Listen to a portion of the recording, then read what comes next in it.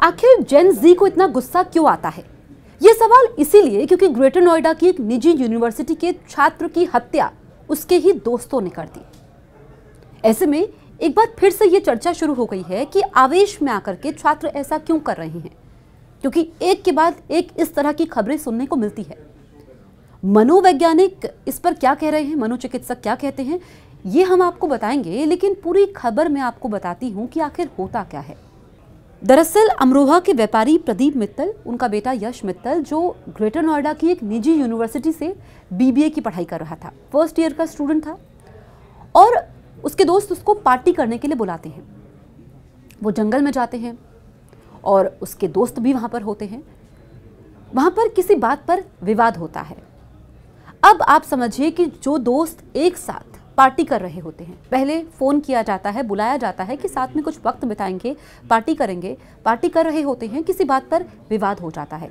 बात इतनी ज्यादा बढ़ जाती है कि वो हत्या कर देते हैं। यश मित्तल की हत्या उसके दोस्त ही करते हैं, उसके कलीग्स, उसके साथ जो पढ़ाई कर रहे होते हैं, वो हत्या कर देते हैं। और हत्या करने के बाद शव को जंगल में ही दफना देते हैं। उसके बाद तीनों गायब हो जाते हैं, यानी कि यश मित्तल का शव दफना दिया और फिर गायब हो गए। अब जैसे ही यश मित्तल की गुमशुदगी की खबर उनके परिवार को मिलती है, वो दर दर भटकते हैं, पुलिस में शिकायत करते हैं, फिर सीसीटीवी फुटेज खंगाले जाते हैं जिसमें यश मित्तल यूनिवर्सिटी से बाहर फोन पर बात करते हुए बाहर निकलते हैं, और फिर कॉल डिटेल्स खंगाली जाती है। तब जाकर के पता लगता है कि रचित नाम के लड़के ने यश को फोन किया था, बुलाया था, और ये सब होता है। अब सवाल ये खड़ा होता है कि आजकल की पीढ़ी, आज की पीढ़ी जो अभी अभी स्कूल से निकली है, कॉलेज लाइफ में जिसने एंटर किया है, बड़े बड़े सपने हैं कि आगे बढ़ना है, नाम रोशन करना है, खुद की ख्वाहिशें पूरी करनी है, परिवार की ख्वाहिशें पूरी करनी है, वो आवेश में आकर के, गुस्से में आकर के ऐसा कदम क्यों उठा देती है कि अपने ही दोस्त को गोली मार दी? क्या उनका दिमाग हर समय ऑक्यूपाइड रहता है?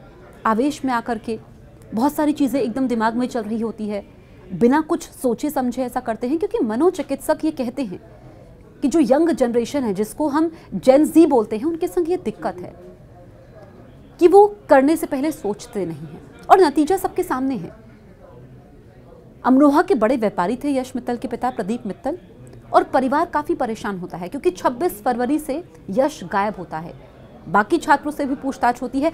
अब पुलिस ये पता लगाएगी कि आखिरकार वो वजह क्या थी, वो बात क्या थी, ऐसी कौन सी बात थी जो इतनी बिगड़ गई, जिसने छात्रों को एक छात्र की हत्या करने पर मजबूर कर दिया। हत्या करने के बाद शव को वहीं पर दफना दिया और फिर गायब हो गए, किसी को बताया भी नहीं। उनको क्या लगा कि वो बच जाएंगे, या फिर छुपने की कोशिश कर रहे थे। पुलिस जब पहुंचती है तो मुठभेड़ होती है, तीनों को गोली लगती है, तीनों दोस्त, और उसके बाद उनको अस्पताल में भर्ती करवाया जाता है। ये हाल है। ये मामला ग्रेटर नोएडा से सामने आया है, जिसमें अब छात्रों के परिजन चिंतित है कि कहीं उनके बेटे के साथ ऐसा ना हो जाए, या फिर आप दोस्त कौन से चुन रहे हैं उस पर भी नजर रखनी होगी कि जो आपका सर्कल है, जिसको आजकल हम बोलते हैं आज की जनरेशन में पीयर प्रेशर, कि एक प्रेशर रहता है, अलग सा प्रेशर रहता है। प्रेशर पार्टी करने का भी होता है, प्रेशर पढ़ाई का भी होता है कि पार्टी करनी ही है।